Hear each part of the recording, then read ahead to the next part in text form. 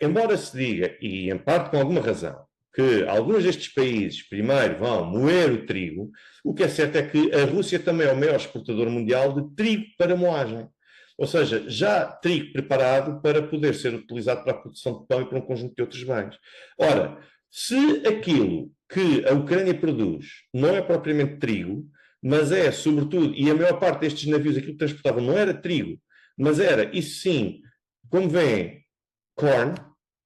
portanto, estamos a falar de milho.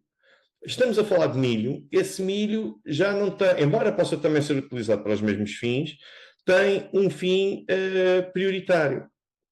que é a alimentação de gado primordialmente. Agora reparem, estamos a falar de milho, nós aqui na Europa discutimos várias vezes a questão dos organismos geneticamente modificados e chegamos à Ucrânia,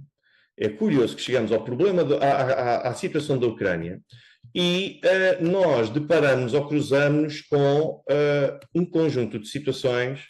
que nos podem ajudar a perceber o que é que se passa com o milho ucraniano neste momento e porquê a urgência em escoar este milho. Desde logo porque a Ucrânia tinha uma lei que permitia, quando foi o fim da União Soviética, a Ucrânia permitiu que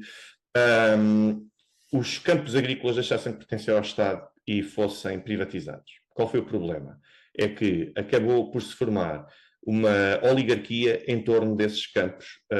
que foram ainda adquiridos, o que obrigou o Estado, na altura, a impor-se, a intervir e a impor uma moratória em 2001 sobre a lei que permitia a alienação de terrenos agrícolas e vai permitir apenas o arrendamento de terrenos agrícolas para evitar a contínua oligarquização de um setor que era vital para a Ucrânia.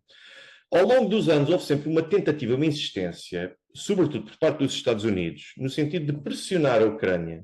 a levantar esta moratória, porque havia empresas que pretendiam investir e que poderiam ajudar a desenvolver o setor, o agronegócio na Ucrânia. Uma delas era a Monsanto. E repare-se que a Monsanto, havia uma outra lei que proibia também na Ucrânia a plantação de organismos geneticamente modificados. Viktor Yanukovych sempre foi muito pressionado e já no final, nos últimos 8, 9 meses de 2013, praticamente, ainda antes e no decorrer do Euromaidan, Viktor Yanukovych foi alvo de várias pressões por parte dos grupos agrícolas, não é dos agricultores, é dos grupos empresariais agrícolas para poder acabar com a privatização dos terrenos, com a proibição de alienação dos terrenos e, ao mesmo tempo, acabar com a proibição de plantação de organismos geneticamente modificados, portanto, os transgénicos. Um dos pontos que muita gente não fala, eu sempre disse que o acordo de associação celebrado entre a União Europeia e a Ucrânia ia levar a uma revolução de facto em tudo aquilo que são as instituições ucranianas.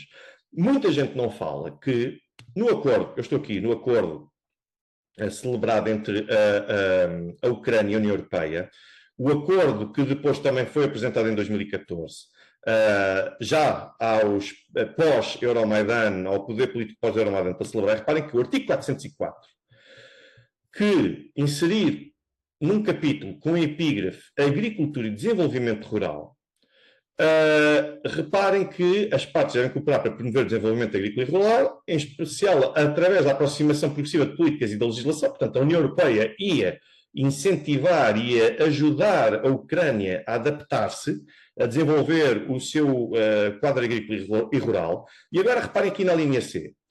Promover uma produção agrícola moderna e sustentável que respeite o ambiente e o bem-estar dos animais, incluindo o alargamento da utilização dos métodos de produção biológica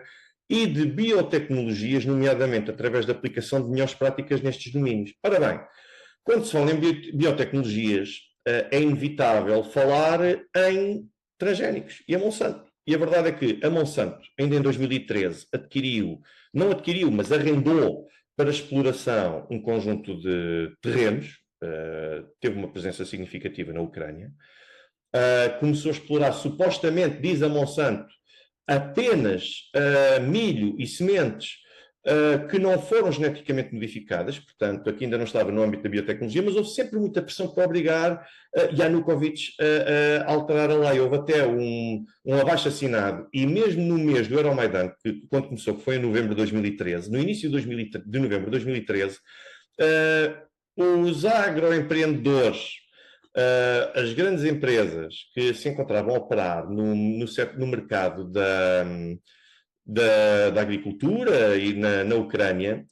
fizeram pressão e fizeram mesmo um abaixo-assinado e várias campanhas de pressão. Depois tiveram também o apoio dos Estados Unidos para fazer essa pressão sobre o poder, porque queriam, de facto, adquirir terreno. Um dos outros elementos que depois acabou por surgir foi, pós-Euromaidan, foi a possibilidade de celebração de um acordo, de um empréstimo com o Fundo Monetário Internacional, e claro que contemplava uma vez mais a privatização dos terrenos agrícolas da Ucrânia como forma de desenvolver, é assim que é dito, a agricultura para tornar a Ucrânia um país mais capaz, apesar de ser o celeiro da Europa. Ora bem, depois, já com Zelensky no poder, isto andou vários anos a ser, por um lado adiado, por outro lado empatado e tudo mais, mas repare-se que vários anos depois, aquilo que nós tivemos foi já com Zelensky. Reparem que esta notícia de 17 de dezembro de 2019, houve protestos em Kiev sobre sobre o projeto de lei que foi criado na altura e que depois foi promulgado por Zelensky para permitir a privatização do território agrícola ucraniano. E reparem que, basicamente, quem se manifestou foram, aqui sim, agricultores. Portanto, e então nós vemos aqui, de facto, aquilo que vem dizer é que os deputados vieram a aprovar esta lei, os agricultores opunham-se a isto, o Banco Mundial também vai incentivar a que se privatizasse e que se permitisse a aquisição de terrenos agrícolas por parte das grandes empresas e de terceiros, e depois reparem que Zelensky tem aqui veio fazer foi promulgar basicamente essa lei. Zelensky permitiu que isso acontecesse, foi com ele que isto se tornou possível. E agora, reparem, pronto, basicamente foi isso. E depois, aquilo que nós temos também é uma notícia muito interessante do Financial Times, de 21 de outubro de 2019, que começa por tratar de uma situação relativamente a Trump, e depois acaba por denunciar a forma como um conjunto de reformas, incluindo nesta matéria de agrícola, quer quanto à plantação de organismos geneticamente modificados, quer quanto também à privatização de terreno,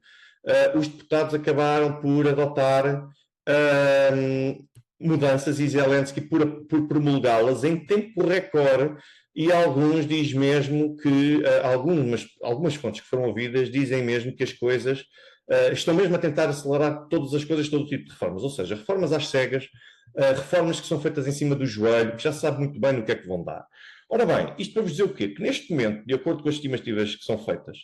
entre 61% a 68% do território, do terreno arável da Ucrânia, encontra-se na posse de 4 grandes agentes económicos e exploradores do setor do agronegócio. Um deles é, de facto, a Bayer-Monsanto, Bayer alemã, que também celebrou uma grande operação com um acordo com a Monsanto para poder explorar também e entrar e participar nesta área. Temos 4 grandes operadores e depois existe a suspeita de que exista também aquisição de facto de terreno, mas que